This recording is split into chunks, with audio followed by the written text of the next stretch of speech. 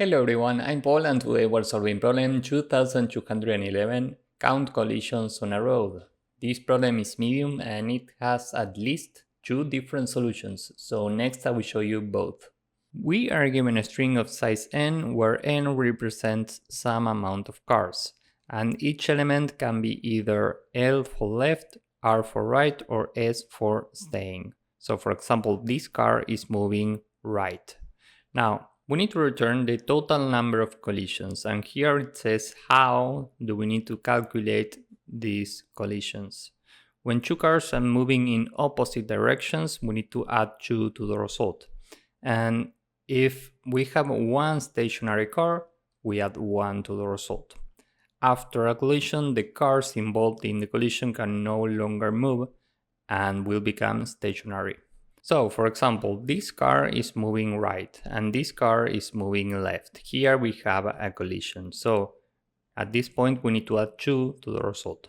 And given that these two cars have just collided, now they become S, meaning they are staying. So, this is S and this is S. Now, this car is moving right and here we have a car that's staying. And when we collide with the stationary car, we need to add 1 to the result. So in this case, we add 1. Now this car becomes S and the result is 3. Now this car is moving left and here we have a car that's staying. So these two will collide. This becomes S, and given that the collision is with a stationary car, we add 1 to the result. This is 4.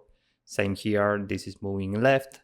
This will collide with this car, and given that this is S, we add 1 to the result. This is 5. This becomes S, and now we return 5.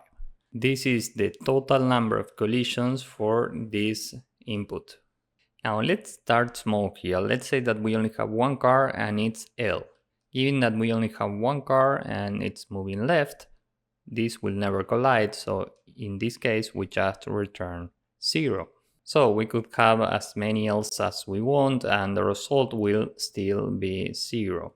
If we add a right, then the result is still 0 because every L is moving left and the R is moving right. We will never have a collision here, so the result stays at 0.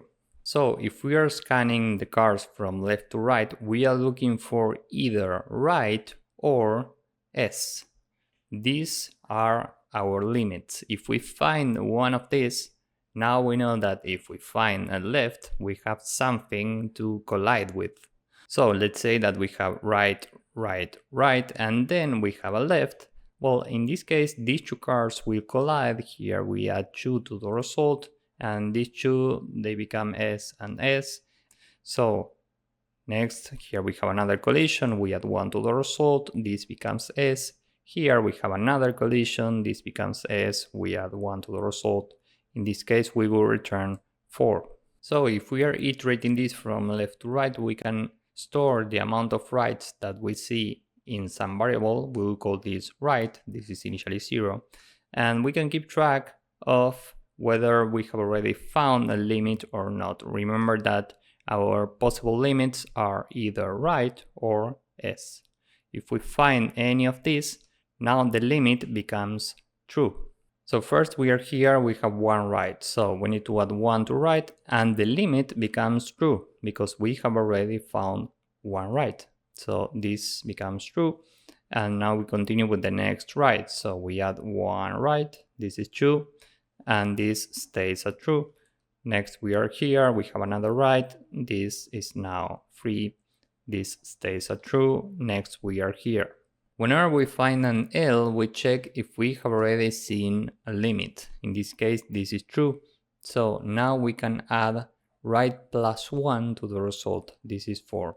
And why are we adding 4 to the result? Well, because these two cars are moving and they will collide while they are moving. So in this case, we add 2 to the result. And then every other car will collide with a car that's staying. After this collision, this will become S. So anything that's before this S, any right that's before this S, will collide against the staying car. So we add 1 for this plus 1 for this, and this is 4. That's why we add 4 here, meaning we need to add right plus 1. And given that we have already added this to the result, now right becomes 0 again. Now let's add a few more characters. Let's say that we have 3 more cars. Next we are here, we add 1 right here. Next we are here, we add another right, this is 2. Next we are here and we have an S. Here we need to add right to the result, so this is 6. And why are we adding 2? Well, because we have this collision of a moving car and a car that's not moving, and then we have another collision with a moving car and a car that's not moving, because after this collision this becomes S. That's why we add 2 to the result, so this is 6. And given that we have already added this to the result, this becomes 0 again. As you can see, this is pretty straightforward. We are running a simulation with this information. We are iterating every car from left to right, and whenever this limit becomes true, it stays true forever. We are iterating this from left to right, so whenever we find a limit somewhere, we know that every left car will have something to collide with. Time complexity for this simulation will be big O of n, because we need to iterate every character from left to right, and space complexity big O of 1. So now let's go with the code for this first approach, and remember that next I will show you a different solution. The result is initially 0, right is 0, and we have a boolean to keep track of the limit. This is initially false. And now we are iterating every direction, and we are checking if the current direction is uppercase R, right plus equal 1, and now limit is true. So if the limit was false, now it's true, and if it was true, it stays true. Now we are checking else if the current direction is S. Here we need to add to the result right, and given that we have already used these cars, now right becomes 0. And once again, limit equals true. So if this was false, it becomes true, and if it was true, it stays as true. Else, meaning if the current direction is left, we are checking if the limit is true, we have something to collide with, so we can add to the result right plus 1 in this case, and right now becomes 0.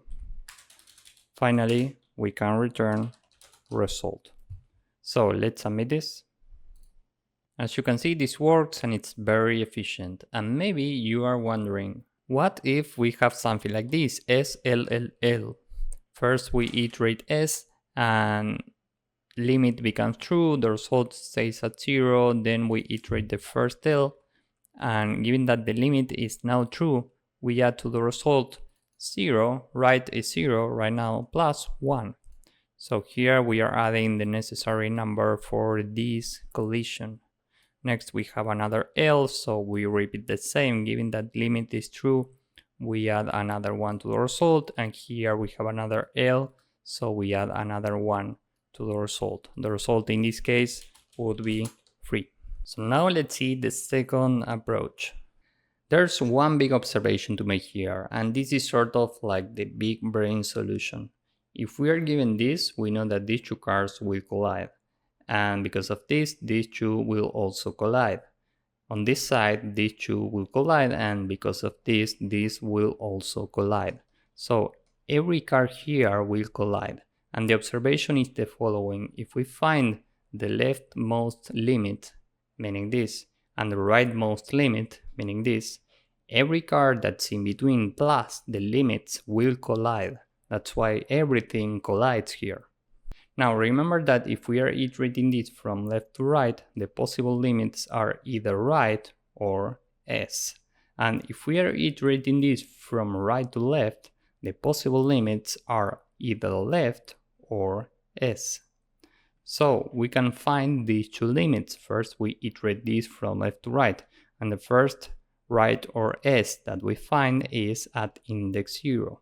So we are storing this in some variable, which we will call left. This is 0. And now we are iterating this from right to left. And the first limit is either left or s. And here we have an s in the last index. And this is index 0, 1, 2, 3, 4, 5, 6. So we are storing 6 in some variable, which we will call r. And now we need to add everything that's in this range to the result except for the cars that are staying. These don't contribute anything to the result. So we need to count the cars that are staying. In this case, we only have one, and we are storing this in some variable which we will call s. So this is 1.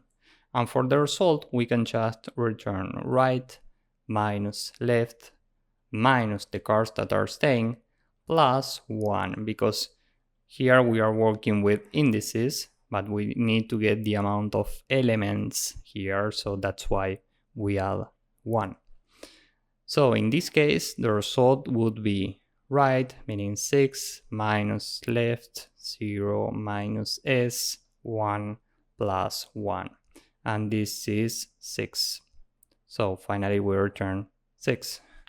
Let's see another example. Let's say that we are given this. We can iterate this from left to right, and we are looking for the first r or s that we can find. And it's at index 0, so left is 0. Now we are doing the same from right to left, and we are looking for either L or S. This is not L and it's not S. Here we also continue, and here we have an L. And this is at index 0, 1, 2, 3. So we add 3 here to right, and the amount of S is 0. So for this case, we return everything that's in between these two indices plus the elements for the corresponding indices, meaning we do right 3 minus left 0 minus s 0 plus 1, and this is 4, meaning these 4 cars. And maybe you're wondering, what if we have something like this? These 3 L's are going left and these 3 R's are going right, so here we don't have any collision. The result in this case should be 0. So if we iterate this from left to right, the first R or S is here at index 3. And if we iterate this from right to left, the first S or L is here at index 2. And now, given that L is greater than right, we can return 0 right away. And for the final case, let's say that we are given this. We are iterating this from left to right, looking for some R or S. We don't have any here, so left will stay at -1. This is the initial value for left. And given that we have already iterated every character and this is still -1, we can return 0 right away, because we need 2 limits to build a result that's not 0. So with this in mind, now let's go with the code for this second approach. The indices for left and right are initially -1 and -1. The amount of s in the string is initially 0, and n is the length of directions. So now we are iterating the string from left to right, and we are looking for the first either right or s. So for I in range n, if the current directions I, is in an array with right and s, so if it's any of this, we say that L is the current index and we break the loop. And now we're doing something very similar in reverse. We go from n-1 to -1 in steps of -1, and we are looking for either L or S. If we find it, now R is the current index, we break the loop, and now we can check if L is equal to -1 or right is equal to -1 or left is greater than right, we can return 0 right away. Else we can count the amount of s in the string. So for I in range from left to right +1, if the current directions I is equal to s, we add 1 to s, so s plus equal 1. And finally, now we can return right minus left minus the amount of cars that are staying plus 1. So this is the entire code. Now let's submit this and see if it works. As you can see, this also works and it's very efficient. Here time complexity is still big O of n and space complexity is still big O of 1. So this has the same time and space complexity as the first approach. So if you found this useful, please drop a like, subscribe, and see you in the next one. Bye bye.